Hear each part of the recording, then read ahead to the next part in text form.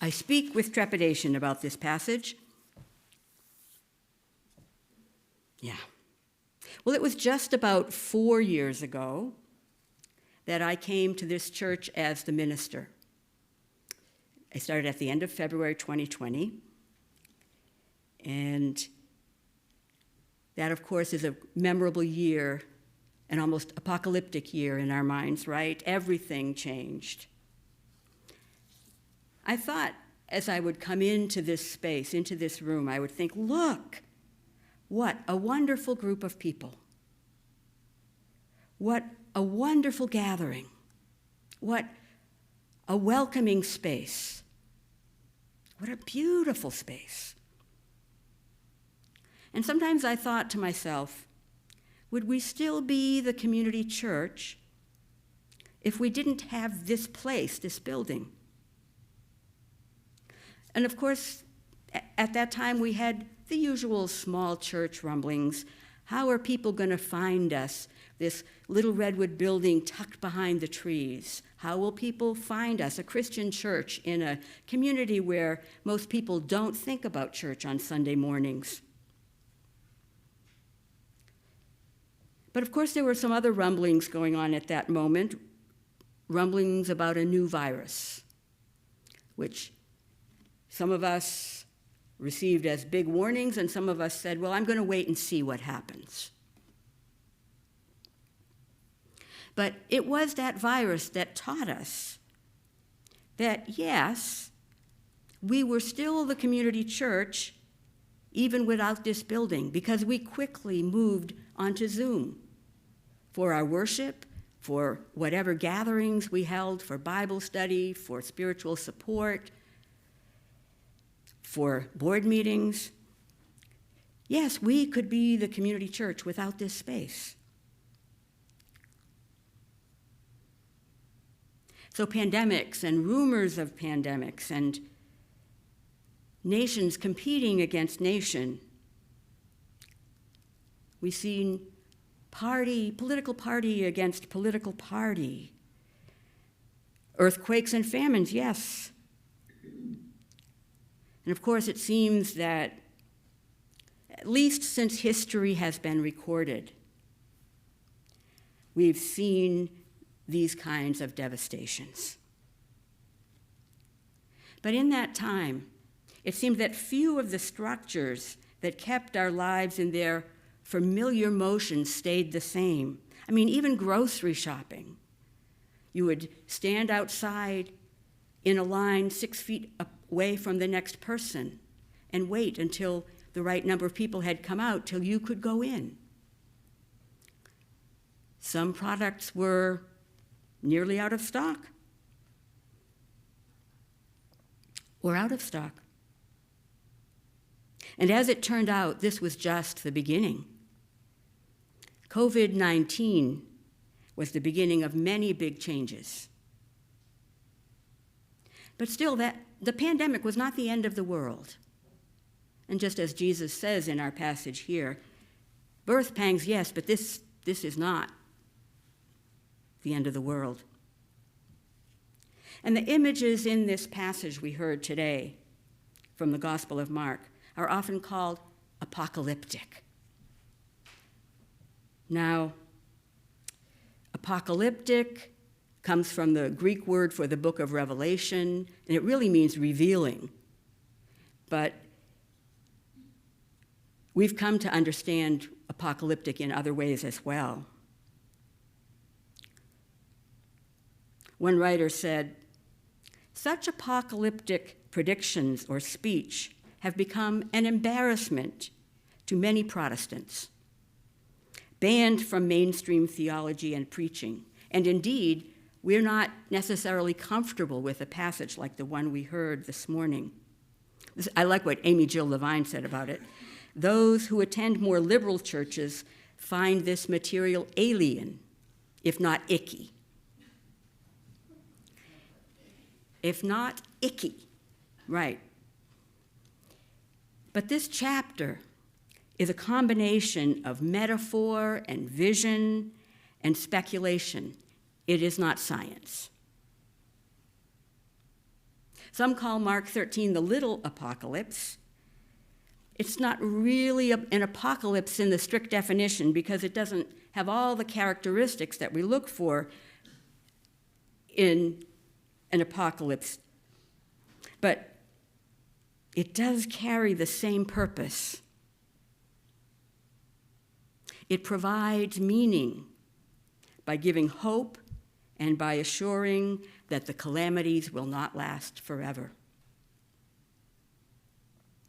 This particular little apocalypse, the purpose of this text is to teach watchful presence. Now, when we hear this narrative, it's sometimes hard to feel ourselves part of this plot. But this was a narrative, a story that was to draw the hearer in, to imagine themselves as part of this ongoing situation. It was to prepare its hearers, and later, of course, Mark's readers and hearers, for what lies ahead in the gospel, which we know is coming: the arrest, the crucifixion, the resurrection, as well as what lies ahead in the more distant future. This way of telling stories was in the air. It was part of the Jewish tradition. It was part of a way to comment on and resist the oppression of outside empires without doing so in an obvious way. So, a collection of symbols and images that in one telling would symbolize one thing, and in another telling would symbolize another.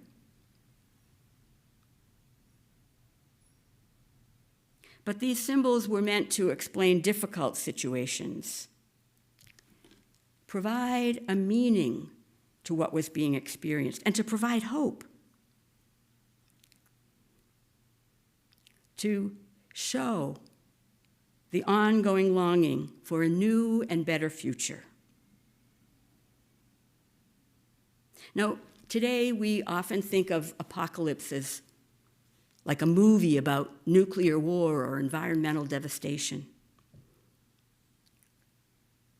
or some kind of a dramatic situation. In the news, we'll hear it, a storm of apocalyptic proportions, right? So it's become a word that means extreme devastation, which is partially correct, but it's, in a biblical sense, it's not the full story. In the biblical examples, especially in the book of Revelation and in Hebrew writings, Jewish writings, and not just in the Bible, it's meant to suggest that there's a divine plan. That provides the meaning, that this is not just random events. But in those stories, there was no way for a human being to affect the outcome. You just had to wait and watch and live your life according to the teachings that you knew. In more modern stories, we expect that the person hearing the story potentially has a role to play in alleviating suffering or in bringing things to a close. And of course, there are, also completely atheistic kinds of apocalyptic. Think about the Marxist idea that society would be totally overturned, not by divine action, but by the actions of the people creating a more just society. So the meaning of symbols in a story like this, it depends on the particular circumstances. People have tried to say, well, what were the symbols meaning here? And some would say, that it was because of the destruction of the temple during the Jewish revolt of AD 70 to understand and overcome that crisis. Some would say to remain steadfast in discipleship. The disciples had been taught to go out to heal people, to feed people, to bring them the good news. So not to worry about what was coming and was the end coming, but just to remain steadfast. There was a concept from Jewish teachings of the day of the Lord, and this was the time when God would return, restore the earth, and judge people to determine who had been loyal to the Torah, who had followed the teachings. And this kind of an idea remained, and we hear it here as well when we hear the Son of Man coming in clouds. Now these passages, the sun will be darkened, the moon will not give up light, the stars will be falling, the powers will be shaken, they will see the Son of Man coming in clouds, have been interpreted in very literal ways. But this is apocalyptic language. This is symbolic. And so it's up to us to contemplate what might the symbols being evoked here mean. What might those symbols mean? A fig tree as a symbol of how we can recognize that this big change is coming to pass. That you watch for the leaves on the fig tree, well, you keep awake. You watch what's happening. And meanwhile, you sustain your practices of feeding the hungry, of welcoming the alien, of housing the unhoused, of taking care of people with illness. That's what you do while all these things are happening around you.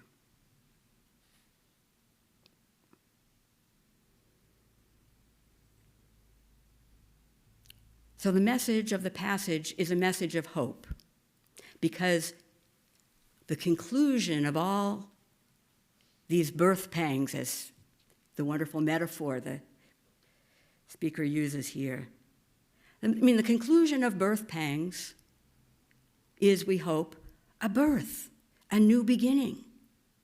It's something new life, a new generation. And speaking of generations, we often hear this saying that about that day or hour no one knows. Heaven and earth will pass away. Well, but my words will not pass away. Trying to read this literally in an English translation, we think that that word, this generation, means this group of people alive here now. But that word in Greek, genea, doesn't have a limited chronological implication. It means people like this. So it could mean people who follow the Torah, or it could be people who follow the teachings of Jesus. It could be people who seek justice. So when we say that Jesus was all wrong, that the early Christians were all wrong because they believed that the end of the world as we know it was about to come. It was a possibility, but no one knew when it would happen.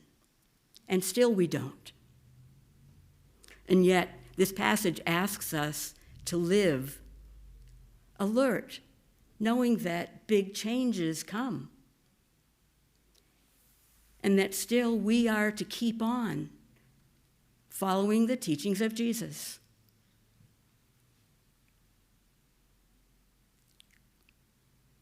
You know, this thing about staying awake. You probably remember stories where the disciples can't stay awake. It's possible that the members of Mark's community for whom he was recording this gospel couldn't stay awake. And whether that's in a literal way of falling asleep, as they seem to do in the stories, or whether it means becoming numb to the world, whether it means whether it means just accepting the world as it is and going on our merry way.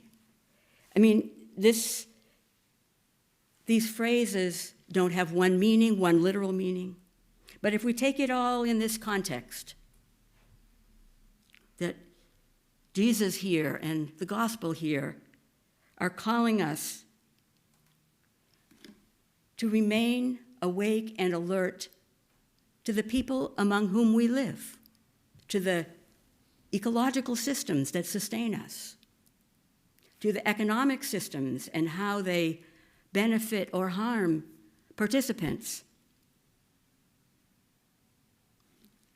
So we're not waiting with fear and dread like, well, you know, some contemporary apocalyptic preachers will use this passage and similar passages to proclaim the end of the world. You know, they're recognizing gay people as real life people.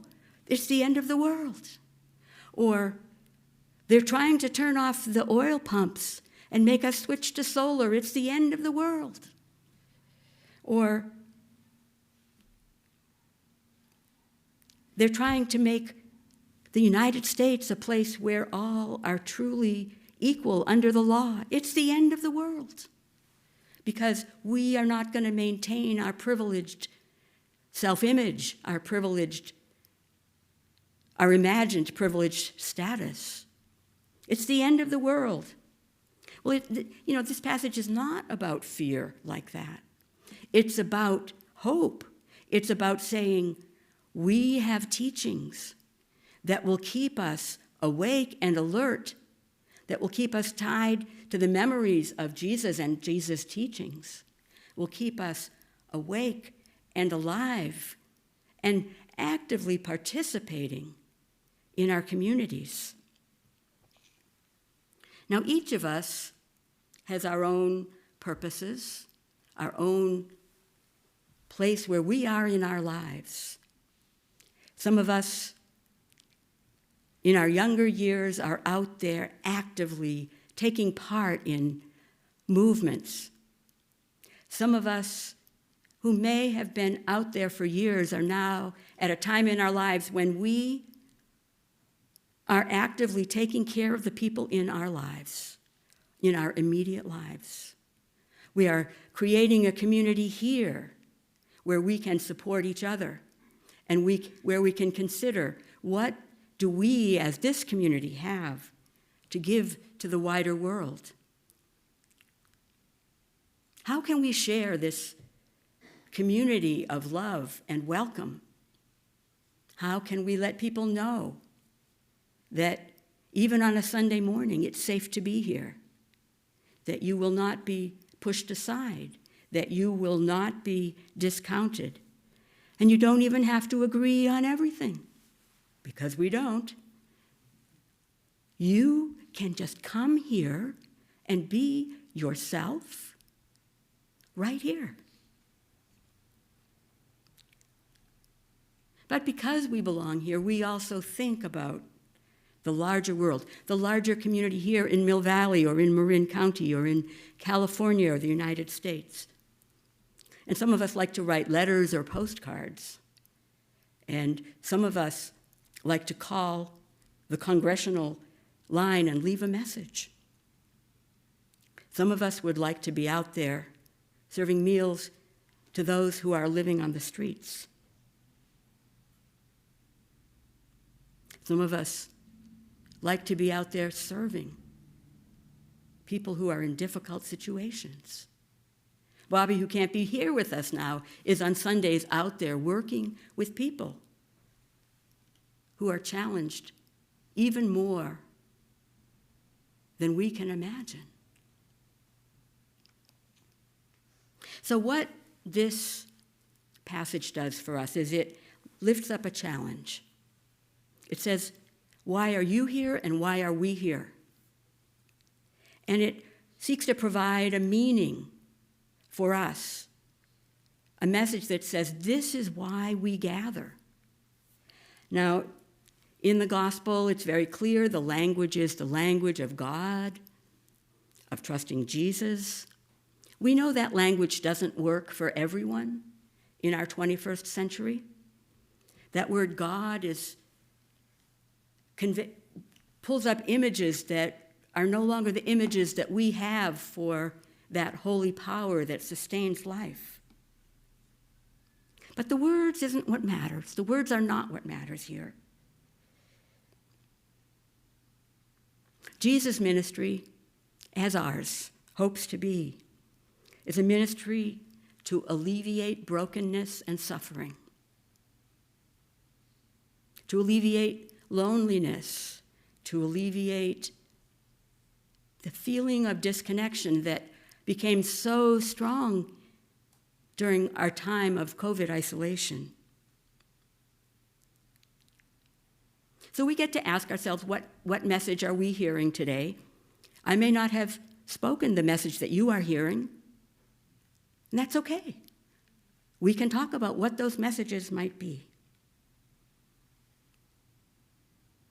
Back when this church was being founded 100 years ago,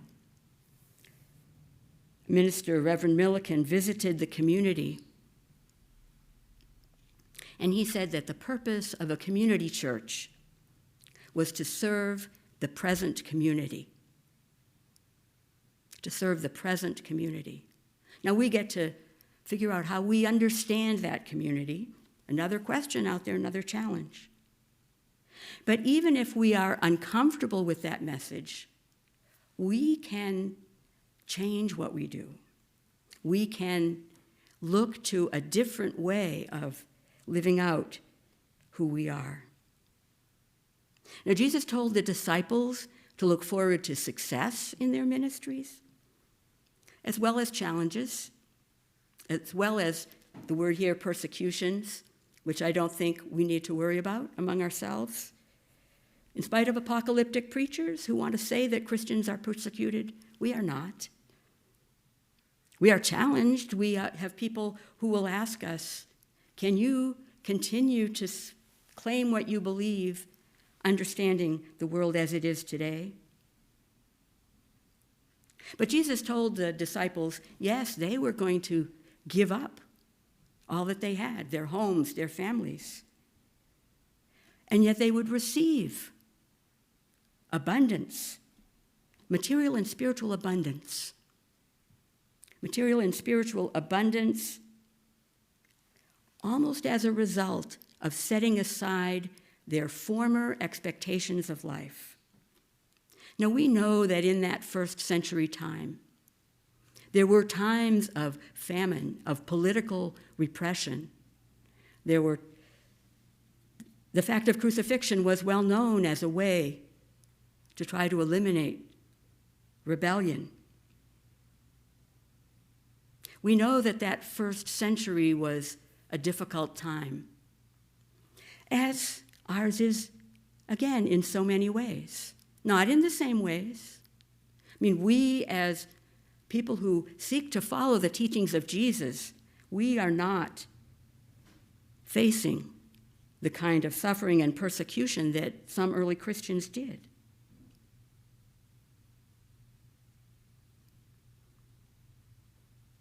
We've been able to come back to this beautiful space. And as a result of COVID, we now also have this capacity at the same time for some of us to come and join the community via Zoom. I mean, this is an extraordinary change for us, that we can join together more than in just this space. 5 years ago, this was not true. We didn't have the technology or the skills. We hadn't committed to adopting such things.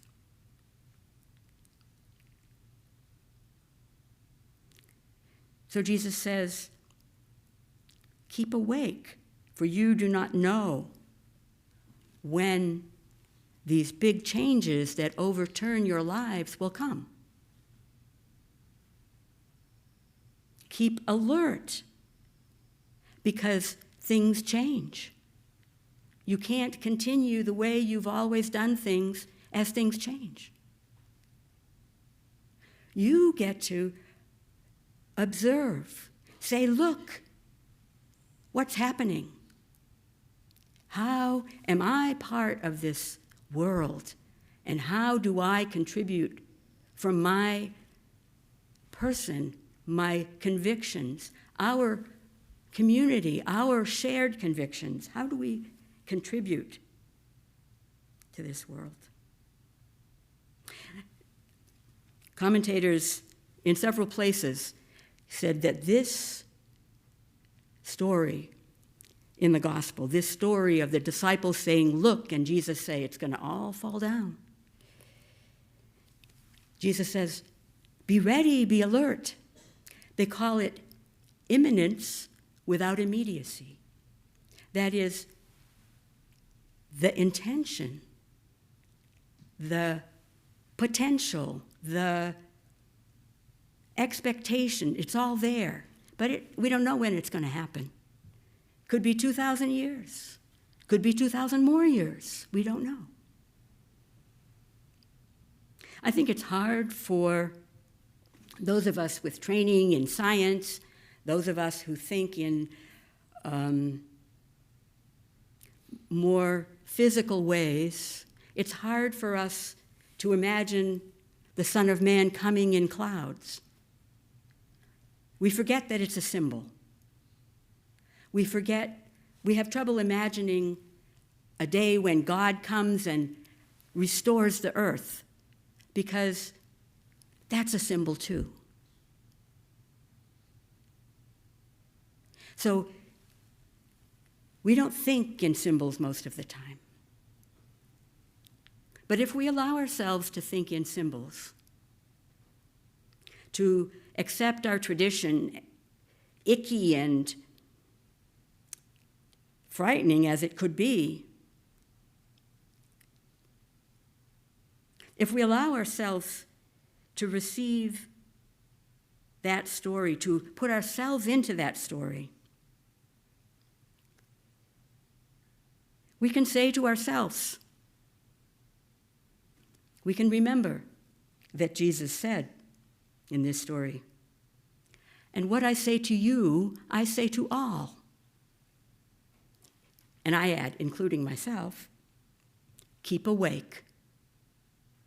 Keep awake.